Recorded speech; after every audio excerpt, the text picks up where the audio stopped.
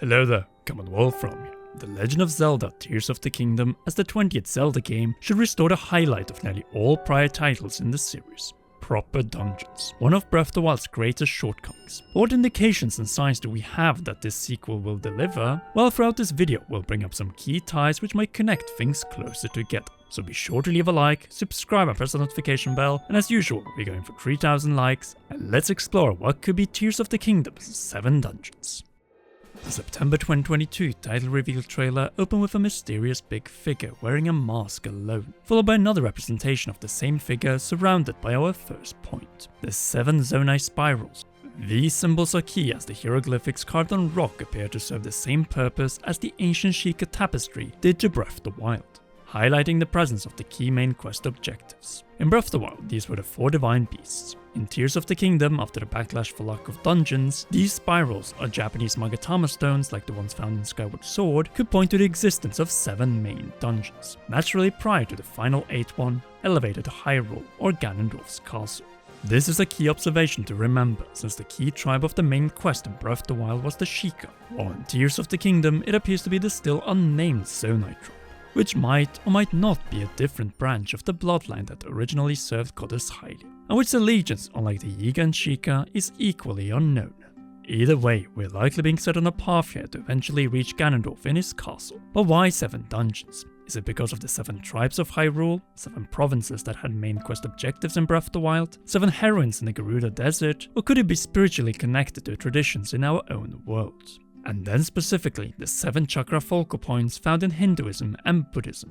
The answer could partially be found in director Hidemaru Fujibayashi's way of taking inspiration from the real world, more specifically the Asian continent, and applying it to the up to 2017, still very western Zelda series. The year the now clearly historic Japanese Sheikah became the main quest for it. Though before that turning point for the Zelda series, no other example of Fujibayashi-san's influence was more clear than the amazing ancient system, the crucial 4th dungeon in Skyward Sword. In 3D Zelda games, the 4th dungeon is always key for the Zelda team, as it is the first dungeon in the main act of the game, nearly always a highlight, and thus Fujibayashi, when directing his first 3D Zelda game, decided that his 4th 3D Zelda dungeon would do the following: break the religious Zelda boundary for the first time in a decade. Thus, he primarily tied it to Buddhism, but where the boss, the golden automaton Koloktos, was not. Instead, it was taken from a different Asian religion, Hinduism. Needless to say, this is my favorite Zelda dungeon of all time for this and many other gameplay reasons, including its representation of the 3 layers that appears to be central in Tears of the Kingdom: mid, lower, and top.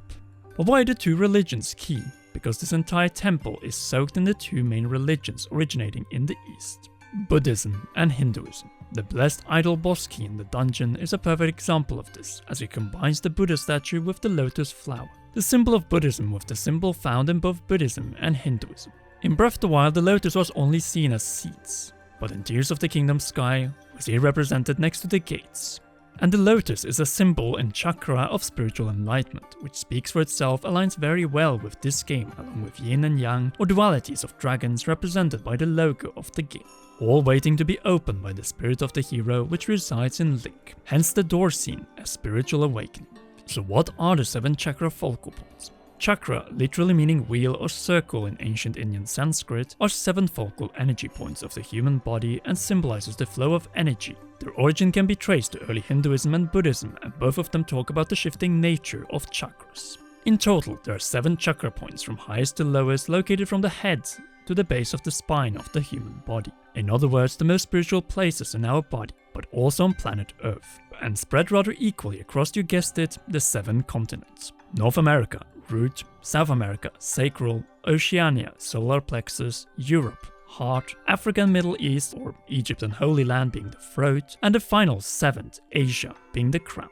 The 6th of the 3rd eye is fluctuating from place to place, so 6 stationary and 1 mobile. Meaning that if the Zelda team is working on the dungeons in Tears of the Kingdom based on this template, then one of the temples might not be stuck in one location, but moving around, presumably in the sky. These 7 Earth Chakra points are connected with straight alignments, energy circuits called ley lines, or take this, 2 dragon lines. Sounds familiar? Since mine is central Hyrule, where we find occupied Hyrule Castle, there are 7 provinces encircling it. Remember this, it will be crucial soon enough. In both modern Hinduism and Buddhism, the earth chakras are vital to the health of the world, to its environments and all life beings on it. Each earth chakra has a dual purpose, A, to maintain global world health, and B, to transmit and receive energy encoded with information, which might also hint towards the dual Ouroboros logo found in Tears of the Kingdom and the theme of duality in the game, one that also ties closely to the universal symbol of duality, yin and yang, often represented by 2 Magatama stones, but also by 2 dragons. Speaking of, the ley chakra lines were termed dragon lines by Chinese scholars centuries ago, and when these dragon lines cross each other, their energy spirals into a vortex. Now about the 2 serpents of the world chakra and why it is important in Zelda. The rainbow serpent is a great energy current that travels the world from Uluru, Ayers Rock in Australia, linking earth chakras before meeting itself back in Uluru. The Australian Aboriginals knew the serpent well. Their stories tell of 2 serpents, the female snake Kunia and her nephew Liru, who meet at Uluru. According to Robert Kuhn, the rainbow serpent is the female aspect of 2 great energy lines. The other, the plumed serpent, is the male aspect. But now to apply all of this to the world of Zelda. Because of the Sheikah Towers, it isn't this clear, but if you look in creating a champion, Breath of the Wild and Tears of the Kingdom's Hyrule has 8 provinces. But we all know that Ganondorf's Hyrule Castle is located in central Hyrule, so that removes it from the equation, leaving us with 7 surrounding provinces. So in this case, 7 stationary dungeons? Well, as we have already established, it might follow the order of the chakra focal points from our own world. So 6 stationary and 1 mobile, moving from place to place, and in that case, most likely within the sky. If that wasn't enough, now guess what encircles the outer provinces of Hyrule in Breath of the Wild? The 3 dragons, Dinrol, Naydra, and Farosh. Their house is Tears of the Kingdom's sky, but every night they flew along the provinces that might be key to the sequel. Not only that, the dragons were not a part of Breath of the Wild's main quest. Just like the Zonai, another example of a people or creatures that will rise in prominence for the sequel. In Breath of the Wild, the main divine beasts represented the main outer provinces, Lanayru of the Zora, Eldin of the Gorons, Hebra of the Rito, and Gerudo of the Gerudo. Meanwhile, Farron, Necluda, and Akala did not have a divine beast, and thus no dungeon in Breath of the Wild. Well, now it's their turn, and one indication might be found in the title reveal trailer of Tears of the Kingdom. In the only scene where Link has his foot on the ground on the surface, we see him jump on one of the fallen rocks from the sky to time reverse its trajectory back up. While taking this rock elevator or lift, we see a storm cloud in the background, similar to the one on the box art around Mount Hebra. Only in this case it appears to derive near where the Spring of Courage is located, next to Dracozo Lake and Zonai ruins. The center point of the Zonai civilization in Farron, and where we find a giant stone dragon statue. This right here might be the location of one of Tears of the Kingdom's dungeons, or if you prefer, one of Hyrule's 7 chakra focal points, one of the spirals, the Spring of Courage. But wait a minute, Breath of the Wild had 2 more springs in key places of power and wisdom, in Akala and Mount Lanayru on the border between Lanayru and Necluda, the latter where we first liberated Naydra from Malice corruption in Breath of the Wild. The 3 provinces without dungeons up to this point are possibly covered in Tears of the Kingdom with this simple move. With that being said, there seems to be 2 barriers blocking key locations in Tears of the Kingdom, the Storm Cloud and Malice. The former seen in the case of Hebra and likely Farron, and the latter in the case of Death Mountain and Hyrule Castle. What remains? Well, one of them is the Gerudo, and here we have one key candidate next to the statue of the 8th heroine, Mount Agat, the unclimbable mountain in Breath of the Wild, located in the Gerudo Highlands, which were completely deserted in Breath of the Wild.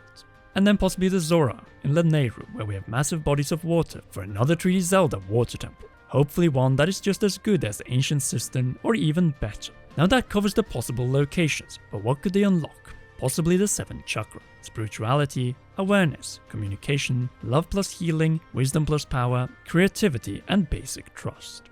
In Buddhist Tantra, chakras are related with the 5 elements of nature. For earth, the root chakra, for water, the sacral chakra, for fire, the heart chakra, for wind, the throat chakra, and for ether or space, the crown chakra. If you picture this with every Breath of the Wild champion, you get a precise analysis of their character. Earth, Urbosa, calm and grounded. Water, Mipha, romantic towards Link. Fire, Daruk, or open-hearted. Wind, Revali, selfish and loud mouth. And finally, the 5th champion, Ether, Space, Link, also spiritual. Or crown, equals kingdom. Now you see what Fujibayashi along with his story writers have been doing for probably a decade. But what could be the ultimate end goal for completing the for now potential 7 dungeons in Tears of the Kingdom? As Link might have to unite the 7 spirals that form the 2 dragon lines and the double spiral in order to resurrect Zelda if she's actually dead, or perhaps awaken the 2 dragons found in the logo of the game, bring the total up to 5 with Dinral, Naydra and Farosh. 1 for each of the 5 elements that we've already brought up in Platonic and Buddhist Tantra Forge. I will leave it at that until we get actual footage and information about the dungeons of Tears of the Kingdom, but will gladly see your comments regarding the topic below the video. If you haven't already, then be sure to leave a like, subscribe and press that notification bell to not miss any of our Zelda Theory and Inside Tears of the Kingdom videos. Last but not least, a big thanks to Ancient Searcher for helping with this theory and bringing up the connection to Chakras. All of you watching and our patreon.com/ComeAround patrons. You rock, and please enjoy one or both of these 2 awesome videos.